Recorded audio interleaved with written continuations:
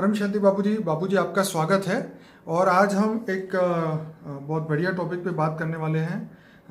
ये हम जानना चाहते हैं आपसे कि शिव पुराण में एक कथा है जिसमें एक ऋषि का नाम आता है, मार्कंड ऋषि की बात। उसके अंदर उसको एक कल्प तक अमरता का वरदान दिया गया था महादेव के द्वारा। तो उसका थोड़ा सा मैं एक मिनट के अंदर जो है आपको स्टोरी बता दूं ताकि हमारे व्यूअर्स को भी ये पूरा पता चल जाए। तो जो ऋषि थे उनके संतान नहीं थी, तो उन्होंने शिव जी से एक वरदान मांगा। शिव जी ने एक पुत्र दिया। तो वो अल्प आयु था, माने 16 साल की उनकी एज थी उस आत्मा की। तो उसके बाद जब 16 साल पूरे होने वाले थे तो उनको बहुत लगा कि मेरा पुत्र अभी मर जाएगा। तो उन्होंने फिर शिव जी की आराधना की और नारद जी ने आके उनको हेल्प किया, उनको समझाया कि आप शिव जी को फिर से प्रसन्न करें। तो उनके पुत्र जो मार्कंड ऋषि थे उन्होंने फिर शिव जी को फिर उनकी तपस्या की, और जब यमदूत उनको लेने आए तो उनको वो मार नहीं पाए। उसके बाद में स्वयं यमदेव खुद ही आए और उनको मारने की कोशिश की, लेकिन उनको नहीं ले जा पाए क्योंकि वो शिव जी की आराधना में व्यस्त थे। तो उसके बाद शिव जी ने दर्शन दिए और उन्होंने यमदेव को कहा कि जो भी मेरी आराधना करेगा तो उस समय पे तुम उसको नहीं ले जाओगे। तो महामृत्युंजय मंत्र जो उनके पिता ने उनको दिया था, ऋषि मार्कंडे ने उनको उसकी साधना कर रहे थे और शिव जी ने उनको एक कल्प के अमरता का वरदान दिया। तो हम यहाँ पे दो चीज जानना चाहते हैं। क्या एक कल्प का क्या मतलब होता है, कितने समय तक का होता है, क्या उनको ऐसा वरदान मिला था, तो क्या इस कलयुग में भी मिल सकता है। आज लोग ये मानते हैं कि महामृत्युंजय मंत्र का स्मरण करने से, बार बार उसे 108 बार उसको करने से मृत्यु नहीं आती और रोग ठीक हो जाते हैं और असाध्य रोग ठीक हो जाते हैं, उनकी कृपा मिलती है, मानसिक वेदना राहत मिलती है। तो हम ये जानना चाहते हैं कि इसका रहस्य क्या है आध्यात्म की दृष्टि से, आप बताइए। देखो, पहले जो देवी देवता होते थे इनके मंत्र देते थे, तो मंत्र से उसको जो भी इच्छा होती थी वो प्राप्ति हो जाती थी। महादेव का जो मंत्र है, तो ये महामृत्युंजय का जो मंत्र है, उससे मृत्यु टल जाती थी, क्योंकि यमराज फिर मृत्यु नहीं ले कर सकता था उसकी उस समय में जब महामृत्युंजय का तो समय टल गया, फिर दोबारा उसका समय चालू हो गया ना, तो मृत्यु टल जाता था। ऐसी तरह देखो, मंत्र के कारण जो पांडवों की मां कुंती थी, उसको भी सूर्यपुत्र कर्ण जो मंत्र से हुआ कि युधिष्ठिर, ये जो भी उनके पुत्र हुए सब मंत्रों से हुए ना। बिल्कुल। तो मंत्र मेरे ख्याल से अष्टावक्र ऋषि ने दिए थे उनको। तो ऐसे जो देवी देवताओं के मंत्र देते थे, तो मंत्रों से संतान प्राप्ति नहीं, जो भी चाहे तो प्राप्ति होती थी।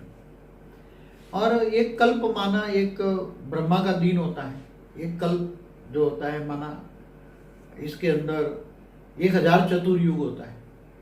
1000 बार चतुर्युग, 4 युग माना 4 अरब 32 करोड़ साल होता है। इसमें 14 मनवंतर होते हैं। तो ये कल्प माना धरती पर 4 अरब 32 करोड़ साल होता है, और दिन रात गिनो तो 8 अरब 64 करोड़ साल होता है। ब्रह्मापुरी में एक दिन होता है रात। तो ये मंत्र पहले बहुत पुरानी बातें हैं। अभी आज सब कुछ ये, अब जो देवी देवता थे, जो भी देवी देवता थे, उनमें वो शक्तियां रही नहीं। अब वो देवी देवताओं में शक्ति रही नहीं, तो जो मंत्र की उपासना करते उनको वो प्राप्ति नहीं होगी। वो समय चला गया।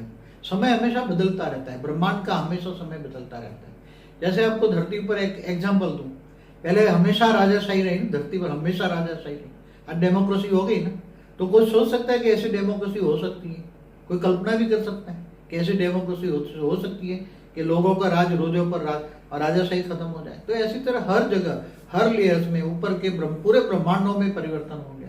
और मैंने तो कई बार बोला है कि हमारे ब्रह्मांडों में दूसरे दूर दूर से गैलेक्सी, यूनिवर्स से आए हुए अलग अलग धर्मों की स्थापना, कितने धर्म है आज, अनेकों धर्म, मठ, पंथ, संप्रदाय हो गए थे। कहाँ से आए बाबूजी? यहाँ क्वेश्चन ये था कि क्या महामृत्युंजय मंत्र से आज की डेट में क्या ये कुछ फायदा हो? देखो, महामृत्युंजय मंत्र में शक्ति होती तो आज हिंदू धर्म के महादेव के कई मंदिर तोड़ डाले मुसलमानों ने। जैसे सोमनाथ को 17-18 बार गजनवी ने लूटा, तो कम से कम अपने मंदिर तो बचाते हैं। हिंदुओं के लाखों मंदिर तोड़ डाले, तो हिंदुओं का देवी देवता कम से कम हमारे मंदिर बचाते ना। तो इनकी शक्तियां कहाँ गई थी? अब नहीं है शक्तियां, वो सूक्ष्म में रहते हैं, कैलाश पर्वत पर रहते हैं। 3 तत्वों की शक्ति हो गई, जैसे सूक्ष्म में रहते हैं, कैलाश पर ही रहते हैं, अपने परिवार के साथ। आपका मतलब ये है कि अभी थियरी ऑफ कर्म के हिसाब से, जैसे आपने एक यमराज का हमने एक वीडियो बनाया था यमलोक के बारे में, और उनकी ड्यूटी के बारे में भी हमने वीडियो बताया था। उसमें आपने ये बताया था कि ये चीज़ें पहले के युग में होती थी, त्रेता और द्वापर में चल रहा था, लेकिन कलयुग में सिस्टम बदल चुका है, यमलोक भी वहाँ खाली हो चुका है। वहाँ पर अभी ये मृत्यु को लेने के लिए यमदूत भी भेजे जाते थे, वो समय बदल चुका है, अब कोई नहीं आता लेने। और दूसरे धर्म से लोग जो दूसरे गैलेक्सी से आत्माएं धरती पे आ चुकी है, तो ये सिस्टम बदल चुका है। तो मतलब ये कि महामृत्युंजय मंत्र अगर कोई भी इंसान करेगा, अगर उसकी मृत्यु ना हो तो कोई यहाँ पे धरती पे मृत्यु होगी ही नहीं। पर अब ऐसा नहीं है, जैसे आप बता रहे हैं, आत्माओं में शक्ति कम होती गई है और मंत्रों में भी शक्ति कम हो गई है। जो सारे देवी देवता थे वो मनुष्य बन चुके हैं, मैंने कई वीडियो में कहा है। अब वो मंत्रों का कोई मतलब नहीं है, मंत्र तंत्र सब फैल हो चुका है।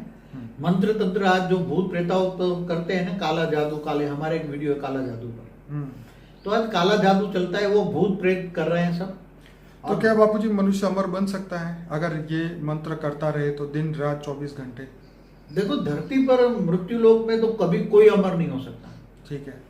पहले लोग जो असुर भी अमर होने के लिए कई बार ब्रह्मा की उपासना, महादेव की उपासना करके अमर देव का वरदान, अमर भव का वरदान मांगते थे। बिल्कुल, बहुत सारी स्टोरी है। हाँ, अपने हिंदू पुराणों में है, सब चाहते थे कि हम अमर हो जाए, हम कभी न मरें।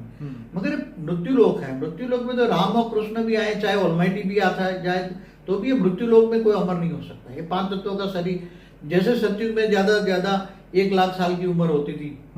सतयुग शुरू हुआ तो 1 लाख साल की उम्र थी, बाद में 50,000 साल हुआ, फिर राम राज में भी 10-12 हजार तक साल की राज रही, भी धीरे धीरे कम होती गई ना।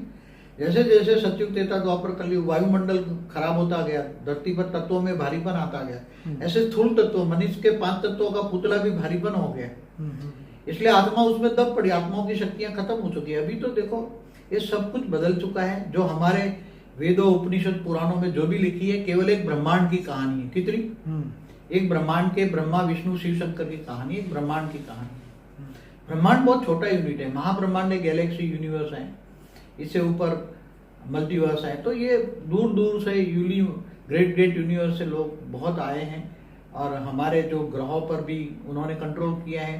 पूरे हमारे ब्रह्मांड पर दूर दूर से आने वाले हमारे इतने सारे धर्म कहाँ से आए, इस पर हमने वीडियो बनाई है। तो दूर दूर से आए हैं, जो मैसेंजर आए वो सब एलियन थे, कोई गॉड मैसेंजर। शिव जी की उपासना करने का कोई फायदा? अभी तो देखो, तुम्हें ऑलमाइटी अथॉरिटी की उपासना करनी चाहिए। ठीक है। शिव तो एक ब्रह्मांड का मालिक है, महाशिव महाब्रह्मांड गैलेक्सी का मालिक है, परम महाशिव यूनिवर्स का मालिक है। तो ऐसी तरह मल्टीवर्स का मालिक 100 कला का परम महाशिव है। तो ऑलमाइटी अथॉरिटी को जानो, जो ऑलमाइटी अथॉरिटी का माना बेहद का विश्व का रचयिता, बेहद के विश्व का क्रिएटर, उनको जानो मानो, और वो गुप्त वेश में काम कर रहे हैं पूरे मल्टीवर्स को बदलने का। इसलिए उसको जानो मानो, उसको आत्मस्वरूप बनकर तुम उसको याद करो। तुम आत्माओं पहले स्वयं को पहचानो, आत्मस्वरूप बनकर ऑलमाइटी अथॉरिटी को जानो, और ऊंच ऊंच परम धाम से पावर उतारो, आत्मा में पावर उतारो। तो आत्मा में पावर आने से सारा विकर्म विनाश हो जाएगा। आत्मा में पावर चाहिए, आत्मा तमो प्रधान बन गई है, पहले सतो थी, सतो से रजो और तमो बन गई है। तो आत्मा में पावर आएगी तो ओरिजिनल आत्मा ओरिजिनल स्टेज में चली जाएगी, तुम आत्मस्वरूप की अनुभूति करोगे। तो आत्मस्वरूप की अनुभूति होने से तुम कहाँ से आए हो, कहाँ जाना है, क्या जाना है, स्पष्ट हो जाएगा, और तुम कौन सी कैटेगरी की आत्मा हो वो भी पता हो जाएगा। इसलिए नई दुनिया के लिए नया ज्ञान चाहिए, बेहद का ज्ञान चाहिए। बेहद का ज्ञान सागर में डूबो, ज्ञान सागर में विचार सागर मंथन करो। तो अगर आप बेहद की आत्मा है, हाई क्वालिटी आत्मा है, तो आपको समझ में आ जाएगा कि मैं बेहद की आत्मा हूँ, बेहद के विश्व की ऊंच से ऊंच परम धाम जाना है। तो ये लक्ष्य रखो, जीवन में लक्ष्य ऊंचा रखो। कुएं के मेढक मत बनो, ज्ञान सागर की मछली बनो, ज्ञान सागर पियो। तो बापू जी, ये आपने बहुत अच्छी तरीके से समझाया कि जो मंत्रों की बात, आपका एक वीडियो भी है, मंत्र में शक्ति क्यों नहीं है, वो भी लोग जरूर देखें। हालांकि सुनने में ये बहुत, ये सब हिस्ट्री हो गई। अब जैसे हिस्ट्री पढ़ते हो, ये सब हिस्ट्री हो गई। जी जी। तो आत्मज्ञान की ओर आगे बढ़ना चाहिए, जैसे आप हमेशा से बताते हैं। विश्व कल्याण के लिए हमें वाइब्रेशन बदलने चाहिए, अपने खुद के परम शांति के वाइब्रेशन डालो। जी जी जी। तो मैं सभी अपने श्रोताओं को एक रिक्वेस्ट करूंगा कि हमारा अनस्पोकन ट्रूथ बाय बापूजी का जो प्लेलिस्ट है, जिसमें 125 वीडियो है, वो पूरा देखिए, ताकि पूरा विश्व कैसे बदलेगा, हम कैसे परिवर्तन हो सकते हैं, आने वाला विश्व कैसा होगा, परम तत्व की दुनिया कैसी होगी। और जैसे सबको पता है कि ये धरती पे 100 साल भी निकलना बहुत मुश्किल है। 100 साल या 10 साल निकालना मुश्किल जी। है। तो यही बात है कि दुनिया, जैसे साइंस वाले भी मानते हैं कि अभी हमें दूसरे विश्व में जाना होगा, दूसरी पृथ्वी पे जाना होगा या इंटरस्टेलर बनना होगा। तो अब हम ये तो धरती लोक माने मृत्यु लोक है, लेकिन अमर लोक में कैसे जाएंगे और क्या होगा वहाँ पे, ये सब कुछ जानने के लिए अविनाशी अमर लोक। जी, अविनाशी अमर लोक। जैसे आपका एक वीडियो है, बेहद के परम धाम का वर्णन आपने किया है।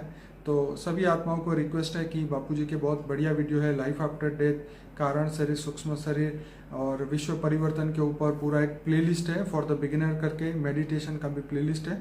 तो सभी लोग पूरा देखिए, इस वीडियो को लाइक करें, शेयर करें, कमेंट करें, ज़्यादा से ज़्यादा लोगों तक पहुंचाएं, ताकि सभी लोगों को ज्ञान की ओर हम आगे लेके जाएं, भक्ति से हम आगे बढ़ें, ज्ञान की ओर बढ़ें। बापूजी आपका बहुत बहुत धन्यवाद। परम शांति। परम शांति।